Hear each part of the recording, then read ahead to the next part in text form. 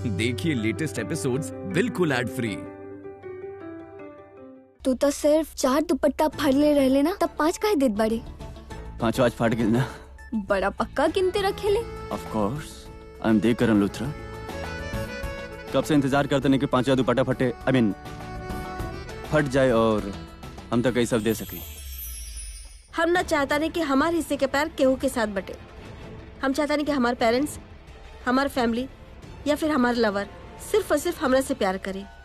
शर्लिन, हमके तोहार हिस्सा के प्यार में ना कोनो इंटरेस्ट ना बा। हमके सिर्फ और सिर्फ प्रीता में इंटरेस्ट बा। हम ओकरा रास्ता से हटावे के चाहे नहीं। प्लीज माहिरा, हमरा के डिस्टर्ब मत करा, हमरा के कंसंट्रेट करे दा। वैसे भी 9 बज गेल बा। प्रीता कोनो भी वक्त आवत हुई। प्रीता के आए के वक्त और ई दुनिया से जाए के वक्त आ गइल बा।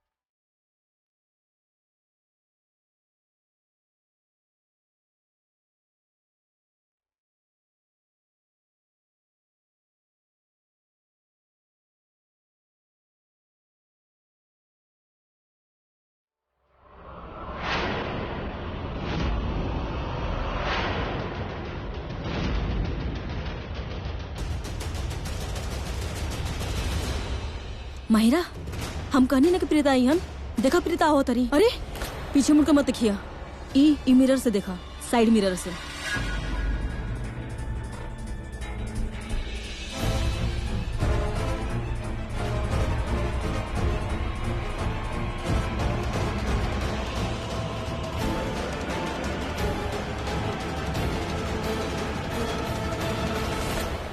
हमके पता बाकी इतना खुश काहे बाड़ी।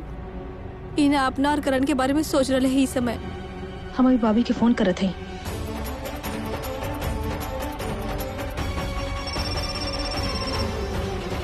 हाँ मैडम बोली। सुना, प्रीता अरोड़ा आगे बढ़ी और वो पिंक कलर के सूट पहनने बाड़ी। दिख गई ना तारा के?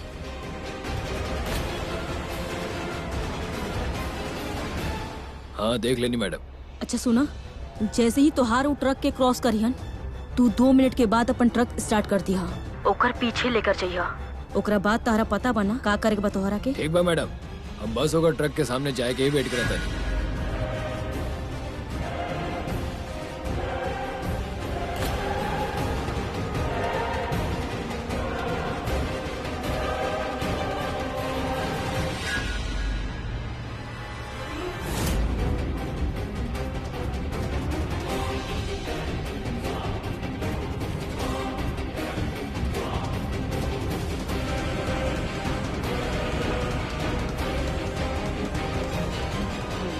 हाँ मैडम, वो ट्रक के सामने आ गई भैया। ट्रक स्टार्ट करता नहीं हम। हाँ चलो।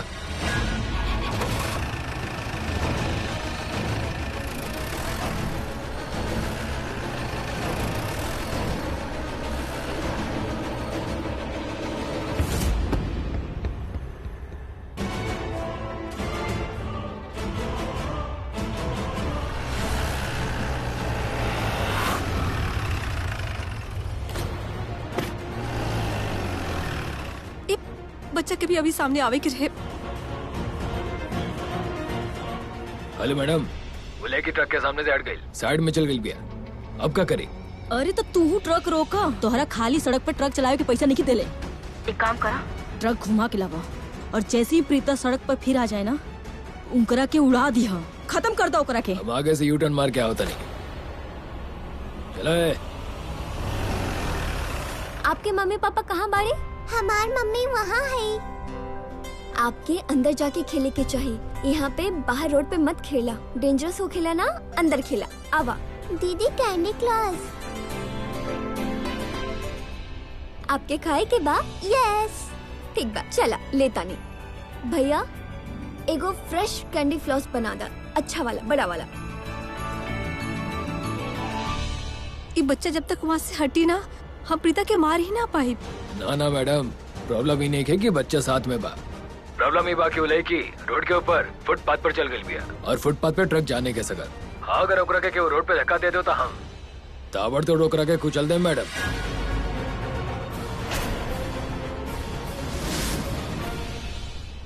हमके काहे देख रहल बड़ू?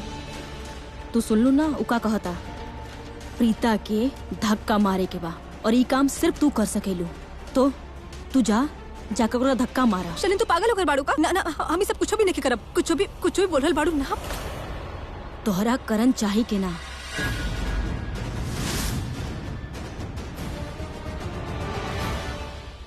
तू ये सब काम करन के पावे खातिर करत रहू ना।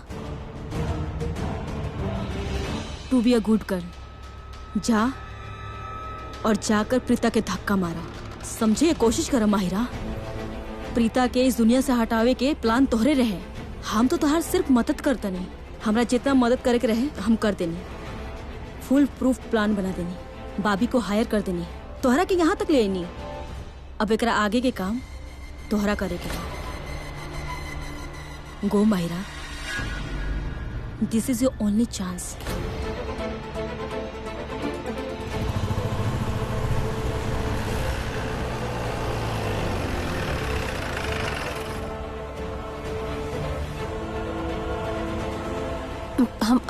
हम करत है।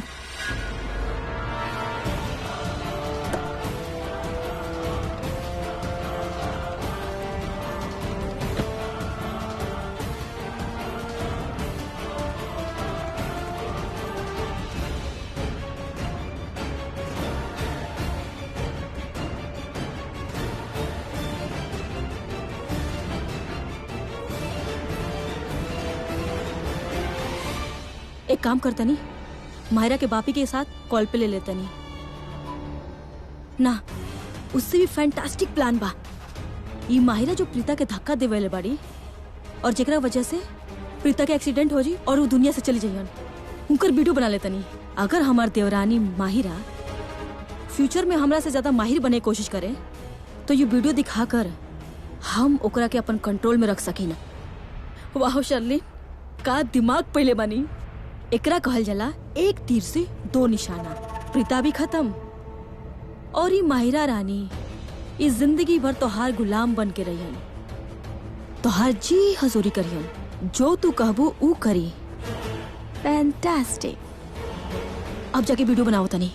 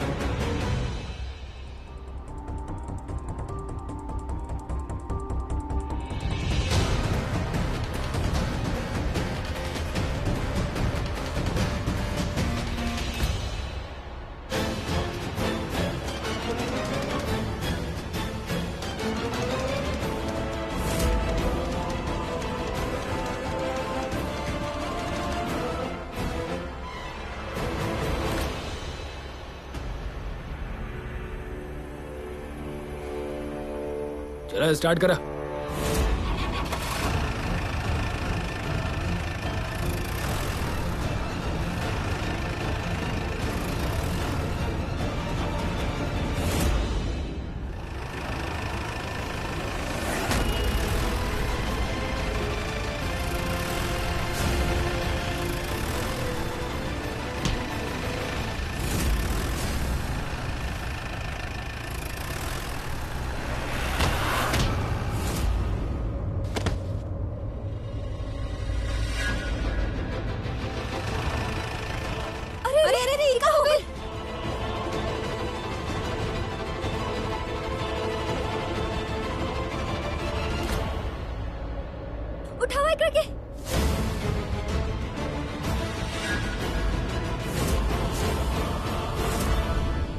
माहिरा, माहिरा आंखें खोला। Mahira please get up. ये माहिरा की क्या हो गई?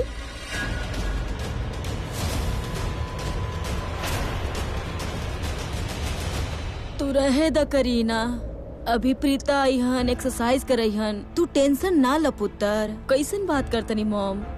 ऐसन बात कभी मत करम। मॉम इतना तकलीफ में बारी तो बेटी के टेंशन ना होई। हम इतना तो कर ही सकीला ना आपके लिए मॉम। ऑफ कोर्स कर सकत रहो बुआ, लेकिन आप डॉक्टर थोड़ी ना हो, राइट? बेटा फिजियोथेरेपी डॉक्टर ना हो खेलन। हाँ करलन का उ लोग, उ कहेलन पैर के थोड़ा लेफ्ट कर ला, थोड़ा राइट कर ला। ये सब करे से कोई डॉक्टर बन जाला? हाँ? बुआ of course physios are doctor.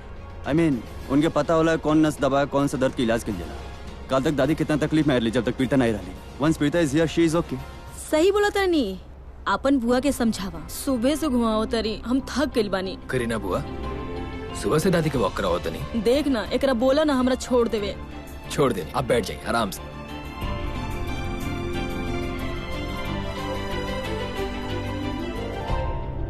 Ma'am कल कन से बहुत स्माइल करत रहले। अच्छा स्माइल करत रहले काहे? वो कल प्रीता मैम के छोड़े गेल रहले ना, तो शायद ये बार दोनों में लड़ाई ना भइल होई। यही खातिर तर हम प्रीता के अपन लकी चाम कहतनी। हमार लकी चाम फिर से हमार घर आई और सब ठीक हो गई। घर के खुशियाँ, होठों पे मुस्कान फिर वापस लौट आई। ऋषभ माँ दही शक्कर की क्या जरूरत रहे? एक मिनट, दही शक्कर ही ऐसा बोलता क्यों? कहीं जाता का? हम जाता नहीं। काहे? तू कहाँ जाता रे? कनाडा। वो रॉक कॉन्सर्ट के कॉन्ट्रैक्ट मिल रहे ना, तो ओकरे के परफॉर्म करावे जाता नहीं। एक मिनट, ये जाता और क्यों? हमके कुछ बताओ भी ना। ले पुत्र पूरे घर के पता बा ना, हमके नहीं क्या पता। करण बेटा का बात हो गई? तू तो ऐसे बात करत बाड़ी जैसे ऋषभ और तोरा के साथ में कोनो काम करे के काम ना मॉम, लेकिन ये कहीं ना जाए। देखा भाई हमार बहुत जरूरी काम बा, ऐसे जाते नहीं वरना ना जाती। तू ना जेबे, तू प्रॉमिस के ले रहेगा प्रैक्टिस पे हमरा साथ जाइबे। अरे तो हम कौन सा 6 साल खातिर जाते नहीं, हम बस हम यूं गए नहीं और यूं आए नहीं। तू कॉन्सर्ट के यहाँ पे मुंबई में बुला ले, दैट्स इट। कनाडा के कॉन्सर्ट मुंबई में कैसे करे यार? और हम क्लाइंट्स के क्या बोले? ऐसे कैसे पॉसिबल बा? अगर होई तो हम कर लेती ना। तारा मालूम बा, तारा बोले की जरूरत पड़े चला कोनो बात नहीं है। अरे हम यूं गए नहीं यूं आए नहीं, टेंशन मतलब। एयरपोर्ट ड्रॉप करे हम तो के जाने ला ऋषभ बेटा, करण तोहरा के एयरपोर्ट क्यों ड्रॉप करल चाहतरन? ताकि तोहरा के रास्ते में कन्विंस कर सके कि तू कनाडा मत जा। हम ऐसा कहाँ करम बुआ, हम ऐसा कुछ भी ना करम। सर आपका बैग। हाँ थैंक यू गिरीश। मम्मा आपने फटाफट दही चीनी खिलाई, वरना ये ऐसे बहाना मारत रहे।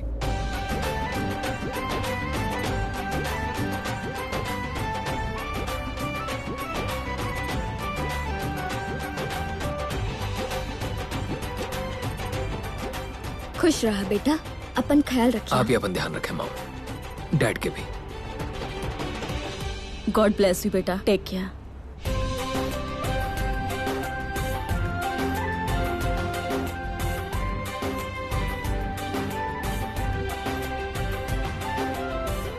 बाय दादी, love you. Bye Girish. Bye. Mahira please wake up. ये तो यहाँ से जात रही और स्पीडिंग में ट्रक कैसे टक्कर मार दिला। प्लीज अपन आंखें खोला। अरे चोट कैसे लागल, कहाँ लागल, वो सब बाद में देखा था। पहले वो ट्रक ड्राइवर के पकड़ा था जी एक्सीडेंट के लिए बाप। अबे वो ट्रक ड्राइवर रुका, एक्सीडेंट करके भागेला। तो हिम्मत कैसे भइला? ए सृष्टि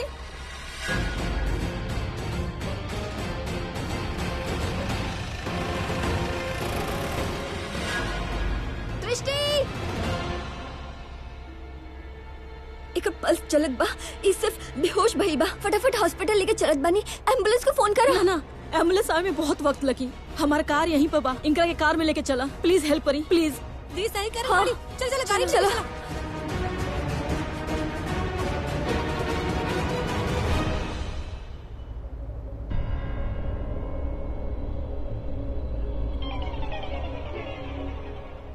बिच्ची आपकी बहू इतना गुस्से में काहे दिखत रही? अरे गुस्से में नहीं खे, टेंशन में बिया। कौन से बात के टेंशन? प्रीता लूथरा हाउस के कहिया, बस एकरा के उसी बात के टेंशन बा। छड्डा ना, इनकर त आदत बा छोटी छोटी बातों पे खामखा टेंशन लेवे के। ई कोनो छोटा बात ना बा, बहुत बड़ बात बा। उलूथरा परिवार इतना बेइज्जती के लिए बा प्रीता के, ओकर बाद भी प्रीता उलूथरा हाउस गेल बाड़ी ना।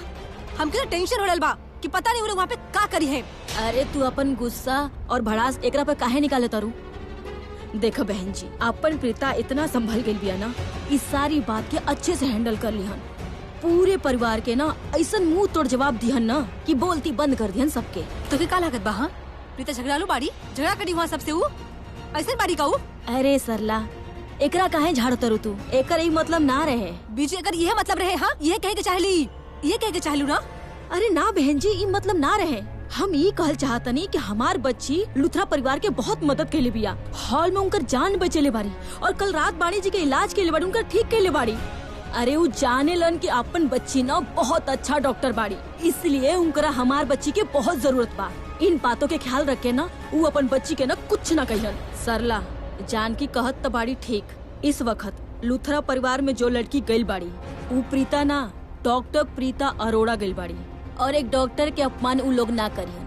और वैसे भी वो घर में ओकर साथ देवे खातिर ऋषभ बा ना, वो हमेशा ओकर साथ देवेला। बीजी ऋषभ तबो रहे ना जब धक्का मार के प्रीता के बाहर फेंकले रहे, जब प्रीता के बेइज्जती के लिए रहे। ठीक बा, हम मान लेते हैं आपके बात कि ऋषभ ई बार ओकर मदद करी, लेकिन ये जरूरी तो ना बा ना कि प्रीता ओकर मदद ली। आप तो जानते थे कि कितना खुदा लेकी बाड़ी। बहन जी, आप कुछ ज्यादा ही सोची ना, और ऐसे ही सोच सोच के ना हमेशा आप अपन तबीयत खराब करी ना। हमर दिल कहता अपन बच्ची के जो जिंदगी में खराब भइल बा ना, वो सब अब ठीक होता। अपन बच्ची और लुथरा परिवार के जो बीच में रिश्ता बा ना, वो वापस से फिर से चंगा होता। और भगवान करे सब कुछ पहले जैसा नहीं हो जाए। कुछ भी पहले जैसा नहीं क्यों हुई, कुछ भी पहले जैसा नहीं क्यों हुई। अरे लुथरा परिवार के लोग सब प्रीता के पीछे पड़ल रहे, ओकर बेइज्जती करत रहे हमेशा। और अब वो अकेले नहीं बाड़ी, ओकर साथ भी मैडम भी बाड़ी, वो भी आ गई बाड़ी वो घर में। मॉल में कितना समझावे की कोशिश करे रानी हम ओकरा। अरे बेटी की उम्र के रहे एक खातिर समझावे की कोशिश करी, लेकिन वो सब ना करे। मत करी शादी करण के साथ, कहीं करण को लेकर नहीं खे बाप, लेकिन उम्र बात ही ना मान लस, हमार बात का गलत मतलब निकाले रस। आप ही बताई, आप दोनों बताई ना, समझदार है वो? एगो शादीशुदा लड़का से शादी करल बाड़ी, कोनो जवाब ना बना आप दोनों के पास। यही कह के चाहत है हम कि वो परिवार में अब माहिरा भी बाड़ी। वो प्रीता से नफरत करेली, वो प्रीता के नुकसान जरूर पहुंचाई, और हमारी बेटी से पसंद भी नहीं करेली। एव करीना ही रहे वो घर में जो हमारी बेटी के पीछे पड़त रहेली। और अब करीना के साथ माहिरा भी खड़ा हो गई बाड़ी। एक खातिर हो रहल बा हमके टेंशन हो रहल बा कि वहाँ पता ना हमारी बेटी के साथ का होई। भगवान, बस वो करीना और माहिरा के सामने मत लाई हमारी प्रीता की।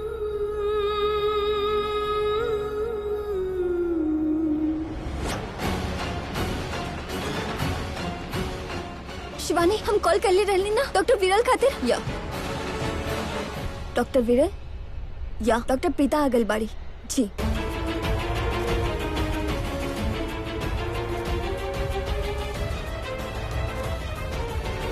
ओ गॉड, ये सब का हो गई? पूरा के पूरा प्लान ही उल्टा हो गई। अब कहीं माहिरा हमरा कहीं ना फंसा देवे, कहीं सबके ये बता ना देवे कि ये सब हम कैले बानी, कि ये सब हमरा वजह से भइल बा। अगर हमारी नाम सबके बता देलस ना तो हम तो गई नहीं, लेकिन अभी उससे भी ज्यादा जरूरी बा कि माहिरा जिंदा रहे, मरे ना। अगर ये मर गई ना तो लुथरा हाउस में फिर से इस सो कॉल्ड प्रीता के एंट्री हो जाए। अगर इस बार एक एंट्री हो गई तो फिर एग्जिट होना तो इम्पॉसिबल बा। हाय डॉक्टर प्रीता। डॉक्टर, हम आपके कॉल कर ले रही ना, जेकर एक्सीडेंट भइल बा, ई उहे लड़की बा माहिरा। काफी ब्लड लॉस भइल बा डॉक्टर, आप प्लीज एकरा के अर्जेंटली ट्रीट करी। वार्ड बॉय, जल्दी से इनका आईसीयू में ले जा। कम ऑन, जल्दी करो। Come on, quick, fast, come on. Doctor, I know कि आप बेस्ट ट्रीटमेंट ही देम, लेकिन हम एकरा के जानत भी बानी हमर आँख के सामने एक्सीडेंट भइल बा। कुछ भी करके ओकरा के ठीक करे के ही होई doctor. Don't worry doctor Preeta, हम बेस्ट पॉसिबल ट्रीटमेंट दें। सृष्टि, हम पेपर वर्क कंप्लीट करता नहीं तो यहाँ ध्यान रखा।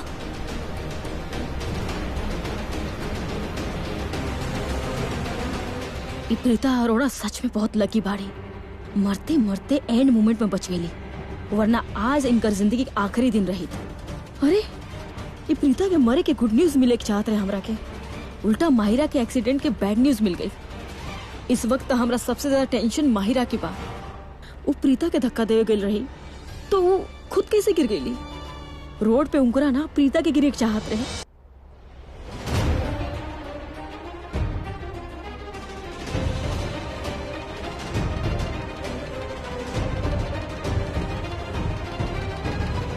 हमार दीके से घूर घूर के देखे कोनो जरूरत ना बा शर्लिन।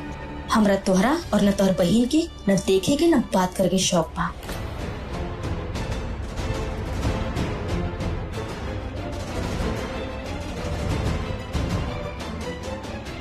एक पल में सब कहा हो गई। अगर वो वक्त रोड पे हम वहाँ पे नहीं हुई, हम दी के धक्का ना मार ले हुई, तो शायद वो ट्रक से दीदी के एक्सीडेंट हो गई हुई। थैंक यू भगवान जी, थैंक यू जी, आप हमके सही टाइम पे वहाँ भेज देनी, हमारे दी के बचा लेनी। Thank you so much. अभी तक वो अली ना। अरे डोंट वरी मॉम, आ जाइए। शॉपिंग के लिए गई, बड़ी टाइम तो लगी ना। आप टेंशन मत लीजिए, जूस पिए। Thank you. Kareena the, mummy जी रमोना जी के बारे में ना, प्रीता के बारे में पूछत बाड़ी। ओह, तो आप अभी भी वो लड़की की वेट करता नहीं? वो ना आई हन, ओकर वेट करल बंद कर दे ही। आई करीना दी, एक बात आप कल भी कह ले रहनी कि प्रीता ना आई, लेकिन आप गलत साबित हो गई नहीं। प्रीता आयल रही।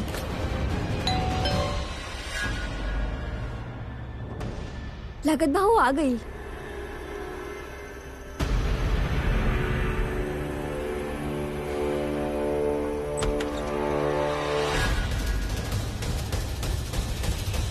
आ गई लो तो। यस, कैसन रहे शॉपिंग? ऑसम, माइंड ब्लोइंग, 21 आवर्स। हमरा के इतना मजा आयल ना। हर शॉप में इतना अच्छा कपड़ा लगल रहे डिस्क वे में। I have to buy everything. हम सबके खातिर कुछ ना कुछ था। What's wrong with all? सब लोग इतना टेंस का है बाड़े? वो रमोना जी मॉम की फिजियोथेरेपिस्ट नहीं आइल ना, इसीलिए सब टेंशन में बाड़ी। ओह, यानी कि प्रीता अरोड़ा उन्हें आइल बिया।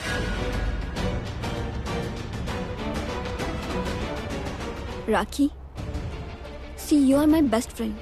वो दोस्ती के खातिर और ऑल्सो एज माहिराज मॉम हमारे एगो रिक्वेस्ट बा, प्लीज प्रीता अरोड़ा के घर में घुसे मत दिया।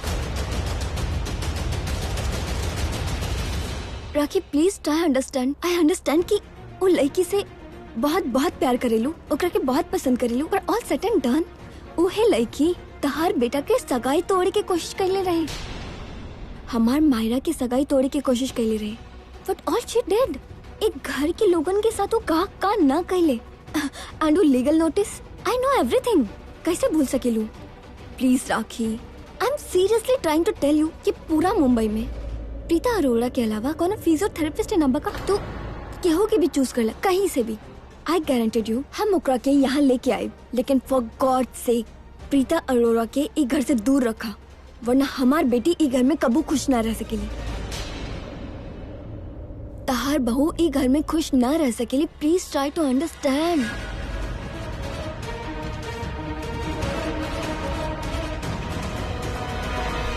भाभी, रमोना जी बिल्कुल सही कहता नहीं।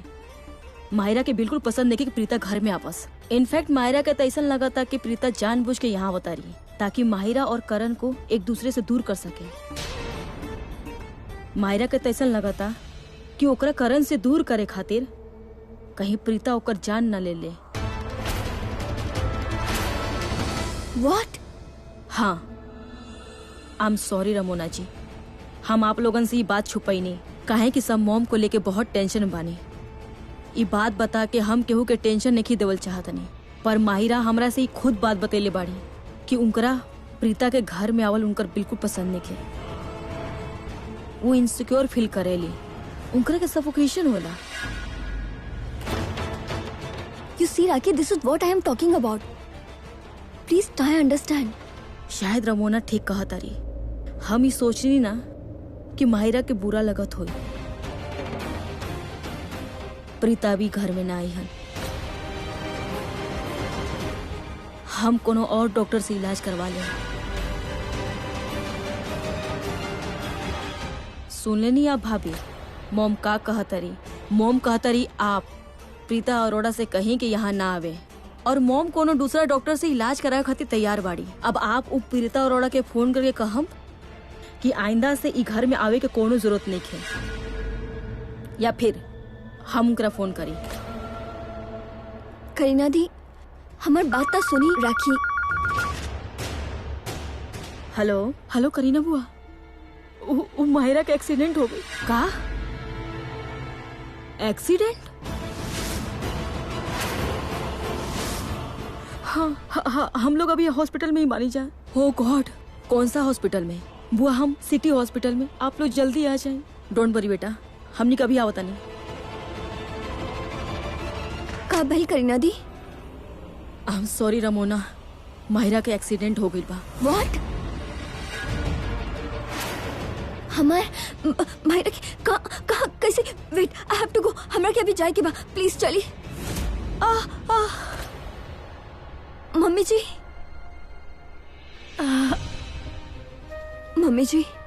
मम्मी जी अभी आपके पैर के दर्द पूरी तरह से ठीक ना भइल बा, अब कहीं ना जा सकेनी।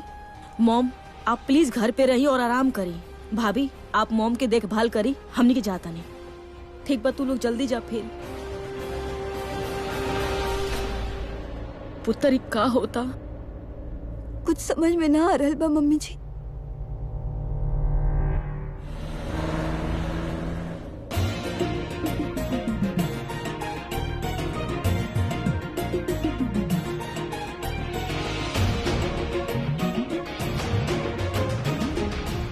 का करे तर गाड़ी रोका ना, एयरपोर्ट आ गेल करन।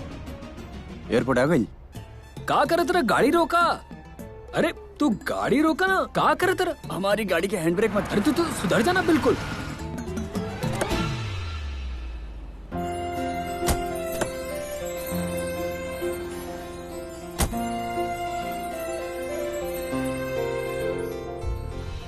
चला बाय।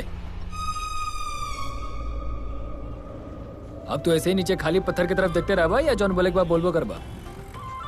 गुड। का बोले के चाहता रहा? कुछ बोले के चाहता रहा? तू मत जा यार। हमरा पता रहे कि तारा आंख में, तारा दिमाग में कोनो खुरापात छुपल बा, ऐसे तू गाड़ी ना रोकत रहला। पगलू, अरे कौन 6 साल खातिर थोड़ी जाता नहीं, यू गनी यू आई नहीं, 3 दिन खातिर जाता नहीं, पता भी ना चली। ऋषभ मत जाना यार प्लीज। अरे अब ना जाएम तब मीटिंग के करी, सारा ऑफिस के काम क्या संभाली, पैसा के कमाई। तेरा बर्थडे पे जो लंबा गाड़ी गिफ्ट करे ऊ के करी। देखा मजाक नहीं करत, प्लीज मत जो। हम भी कहाँ मजाक करते नहीं। तू बच्चा का नहीं बिहेव क्या करता रहा?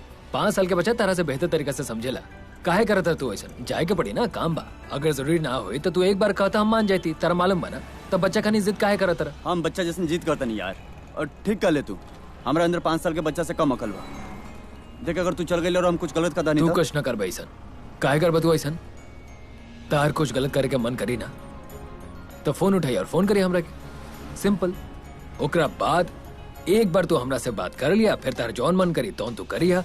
ओके चला अब हमरा के जाए। मत जाए करन तू कैसन बात करता रहा? अब तू चुप। अब एक बात तू कुछ ना बोलबा। तेरे के बार-बार बोला था नहीं ना? तेरे के मालूम बा तो क्या हुआ? The Karan Luthra. Everyone is looking at you. हम दुनिया खातिर बानी, तोरा खातिर हम तो छोटा भाई बनी यार। हां हमरा मालूम बा कि तू हमार छोट भाई हो। तू हमरा से प्यार करेला, हमार रिस्पेक्ट करेला, हमार सारा बात मानेला, हमरा मालूम बा। हमार बात सुना, हाथ पकड़ा हमार। हमरा से एको प्रॉमिस करा, कुछ भी हो जाओ हमरा पीछे से तू कोनो भी गलत काम ना करबा। ओके? ऐसा कहीं बोलते? ऐसे बोला था नहीं कि हमने के घर में सब कुछ सही चलाता करन, और बहुत मुश्किल से सब कुछ सही चलाता यार। हम नहीं चाहत कि हमरा पीछे से कोनो भी गलत काम हो गए। ऐसे तरह से रिक्वेस्ट करता नहीं, कोनो भी गलत काम तुम मत करिया, सबके ख्याल रखिया। यार हम कुछ गलत करबे ना करें, हम जौन भी करें नहीं सही करें नहीं, हमके सही अच्छा लगे। तू अब ज्यादा बात मत बोला, जौन बोला था नहीं उतना सुना, समझ गया? Be a man, give me a box, come on. चला bye. I love you. I love you two.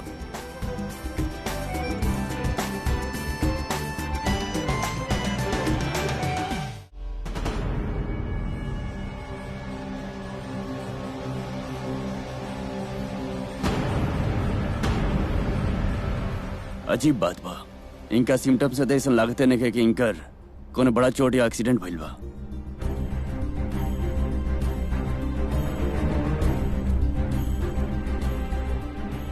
इनके तो होश आवे लागल।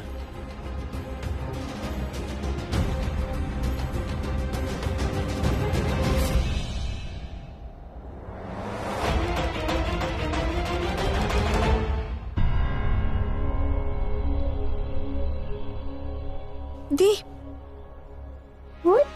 का हो गल? तू ऐसे रोवत का है बाड़ू? एक्सीडेंट देख के घबराहट होतवा, बिल्कुल घबरावा मत, कुछ ना भइल बा ओकरा के। हमरा के लागत बा जरूर शलिन तोहरा के कुछ कहले होगी। उन नकटी डैन हमके का बोली, ओकर हिम्मत और वो हमके रोलाई। तब फिर रोवत काहे बाड़ू? हम कब से ही सोचत रहने की अगर आप कुछ हो जाए तब। I mean thank God end moment पे हम आके आपके धक्का देनी ना, तब ट्रक के नीचे दिया अगर आपके कुछ हो जाए तब। इधर आवा।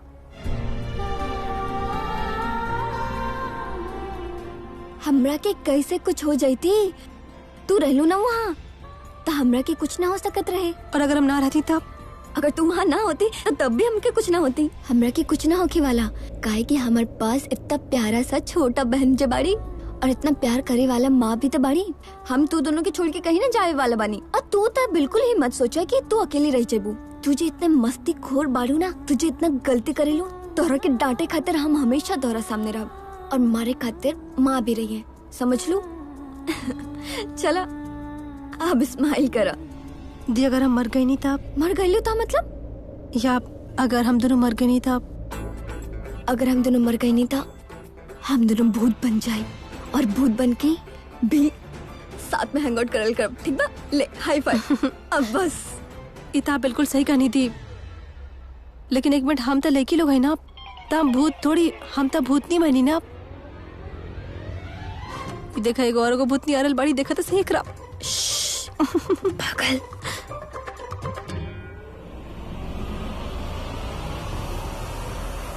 हंसला हंसला, जितना हंसे के वह हंसला।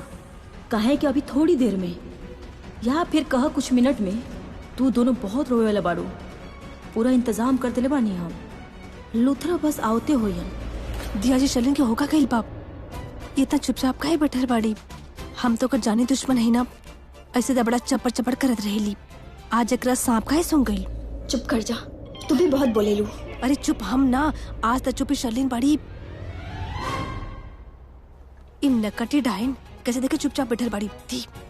एकरा जाके पूछी का कि एकरा कौन सा सांप सूंघ गइल बा। बड़ा मजा आई दीदी, प्लीज हमके जाए दी। सृष्टि, अगर तोहरा के लगता कि तोहरा ये बकवास बात हमरा सुनाई नहीं के देवत, ई तोहार बहुत बड़ी गलतफहमी बा। हमरा के सब कुछ सुनाई देवता। हाँ तो तक सुनाई दे, एक खातिर जोर से बोलत रहनी जानबूझ के, ताकि सुना सड़ा और इसे फटफट करके उड़ जा। देख कैसे खंबा से खड़ा हो गेलू।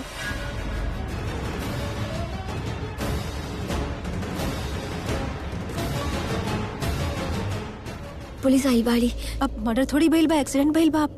पुलिस आवेले जब एक्सीडेंट हो गेला था, उनका की छानबीन करे के होगी, रिपोर्ट तो बनावे के होगी ना।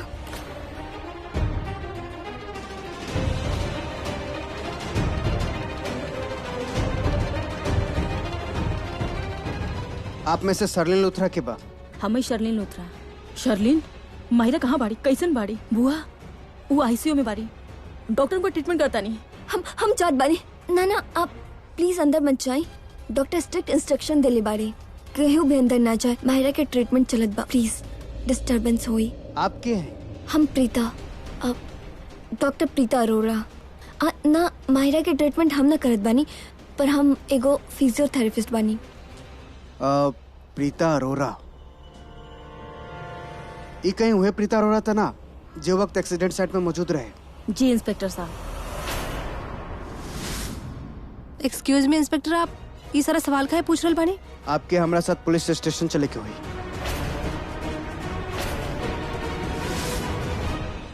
एक मिनट, पुलिस स्टेशन का है?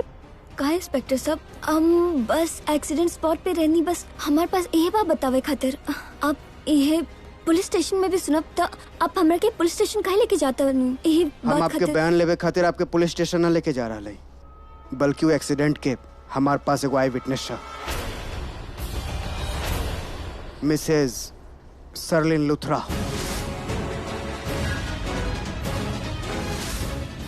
एक मिनट, मिसेस सरलिन लुथरा आई विटनेस? आप यहाँ पे हॉस्पिटल में एक्सीडेंट की इंक्वायरी करे खातिर आई है ना? आप पर दीपे इल्जाम लगा रहल बानी? ना, हम इंस्पेक्टर साहब के यहाँ बुलेले बानी। काहे भाई? काहे कि हम प्रीता के अपन आँखों से माहिरा के ट्रक के सामने से धक्का देते हुए देखले बानी।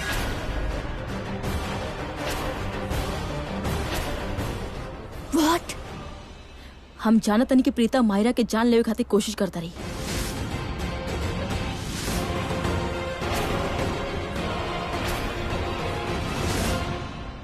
हम रही वहाँ पे, हम सब कुछ अपन आँखों से देखले बानी। So moral of the story, हम एक लौती आई विटनेस बानी।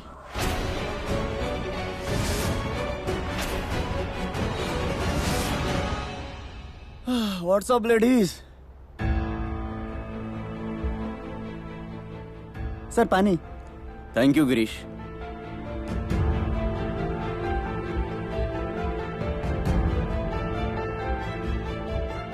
क्या बोल मॉम?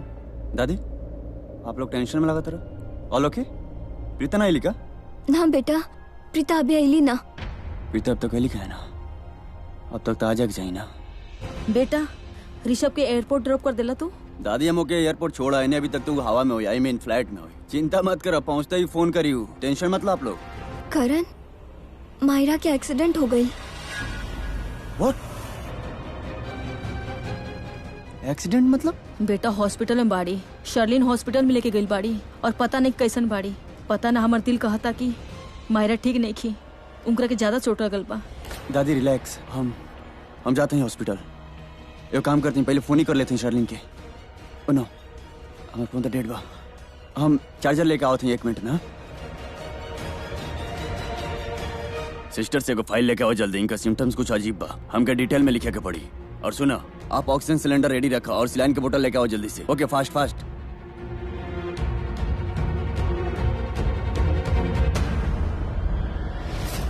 अरे आप उड़ काहे गेलू? आप लेट जाओ।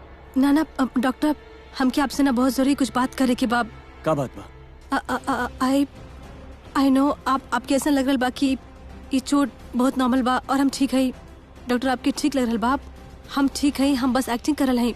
काहे कि हमार जान के खतरा बा, हमके शौक ना बा ये सब करे के। ई एगो लड़की बड़ी जे जिनके मारे के चाहेली, ओकर नाम प्रीता बा। व्हाट? प्रीता अरोड़ा? ना ना, प्रीता अरोड़ा डॉक्टर तो बहुत अच्छा लिखी है। इनफैक्ट वह तो आपके हॉस्पिटल में लेके आई है। आपके हमारी बात नहीं माने के माना। इट्स ओके, आप हमारे पे टच मत करें, लेकिन हम सच करल बानी डॉक्टर। वो प्रीता ही हमकी जान से मारे के चाहेली, यही वजह से हम यहाँ पे हैं। आप प्लीज हमारा थोड़ा सा हेल्प कर दी, बाहर बोल देब न कि हमके बहुत ज्यादा चोट लागल बा। हम 2-3 दिन तक यही रहब। लेकिन ऐसे कैसे हो सकता? आप तो बिल्कुल ठीक बाड़ू, हम आपके हॉस्पिटल में कैसे रख सकते?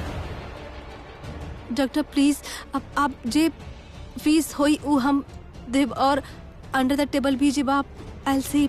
देखा, हम झूठ नहीं की बोल सकत। हमारी बात मानी ना प्लीज, हमारी हेल्प करी। और डॉक्टर अगर आप हमके यहाँ पे रखे से मना कर देनी ना, तो हम बाहर जाके सुसाइड कर ले। का बोलते रहो आप? डॉक्टर प्लीज हमारी हेल्प करी ना, हम बस इतना ही तक करल हैं कि आप हमके 2-3 दिन खातिर हमके यहाँ पे रह दी। हम बाहर गनी तो हमारे जान के खतरा बाप, वो हमरा से बहुत नफरत करेली। हॉस्पिटल के एनवायरनमेंट ऐसा बना, हम यहाँ पे सेफ रहब, सिक्योर रहब, तब बस इतना सा बात करल बानी हम। Please doctor. देखा, आपके हॉस्पिटल में रख के सबके ओके झूठ बोले के क्या आप ठीक नहीं खो, और आपके स्टे एक्सटेंड कइल तो नहीं हो सकत। लेकिन आप कुछ पैसा के बात कर लो ना आप। ओके फाइन, कितना देवो? एनीवेज काम तो बहुत बड़ा बा, तो पैसा भी बड़ा मिले के चाहिए। हाँ नो प्रॉब्लम जी, आप बोला हो जाए। और आफ्टर ऑल आपके जान के तो खतरा बा, वरना हॉस्पिटल में रह के शौक के करा बाटे। लेकिन एगो बात हमके समझ में नहीं क्या होत। In fact I am shocked, Preeta Arora आपके जान लेवे के कोशिश कैली, वो वाकई में कैले रही का? हाँ डॉक्टर। इंस्पेक्टर सर, ये झूठ बोलत बाड़ी, ऐसा कुछ ना भाई। हम केहू के धक्का ना देने, हमार तक खुद इम्बैलेंस भाई। I don't know how. एक मिनट हम बतावत हैं। इंस्पेक्टर साहब, हमारे दी बिल्कुल सच करल बाड़ी, ये केहू के धक्का नहीं मारले बाड़ी। इनफैक्ट ये खुद ट्रक के सामने आवे वाला रहली, हम इनका पीछे धक्का देके इनके जान बचाइले हैं। ये काहे केहू के धक्का मार के ट्रक के सामने हमके समझ में नहीं ख्याल बा। आप का कर रहे you both, specially you Preeta Arora. अगर महिला के कुछ हो जाती ना, तो हम तोहरा के जिंदा ना छोड़ब। तू जानत नहीं खू कि रमुना खन्ना का चीज बाड़ी। सो यू बेटर प्रे कि हमार बेटी सही सलामत घर वापस आ जाए, वरना तहार का हुई तोहरा के कोनो आइडिया ना बा। तू ही कैसे कह सकेलू कि सब कुछ सच ना बा? हम सब कुछ अपन आँख से देख ले बानी, हम वहाँ पे रहनी। हम कुछ ना कहनी, ये लड़की झूठ बोलत बाड़ी। इंस्पेक्टर साहब, हमारी दी बिल्कुल सही करल बाड़ी इंस्पेक्टर साहब। ये लड़की एक नंबर की झूठी लड़की बाड़ी। ये झूठ बोले में पीएचडी हासिल करके रखले बाड़ी। झूठ बोल बोल के लोगन के गुमराह करेली, जैसे अभी भी करल बाड़ी। ये झूठा इल्जाम ना करल बाड़ी हमारी दी पे। देखी, हम आपके बहन पर कोनो इल्जाम ना लगा रहे और ना उनका अरेस्ट कर रहे। हम केवल पूछताछ करे खातिर उनका अपना साथ लेके जा रहे काहे क्यों एक्सीडेंट साइट पर मौजूद रही। एंड बाय द वे वो एक्सीडेंट ना रहे।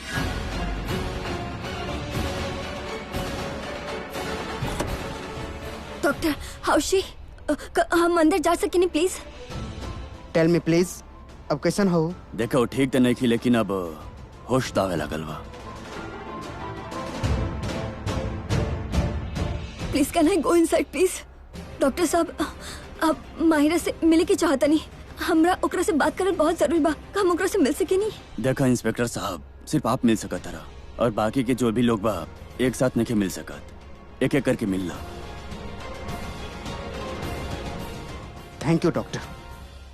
इंस्पेक्टर साहब का हम माहिरा से मिल सके नहीं काहे कि वो अच्छा से जाने ली कि का भइल रहे। वो जे भी कहिए सच कहिए, ओकरा के पता बा कि हम ओकरा के धक्का ना मारनी है। वो बिल्कुल सच बताए कि का भइल रहे। आप का कहे के कोशिश कर रहा कि सलीन झूठ बोल रहा है? वो आपके ऊपर झूठा इल्जाम काहे लगाई है? ना इंस्पेक्टर साहब, हम झूठ नहीं बोलत। बिल्कुल झूठ बोले बाड़ी।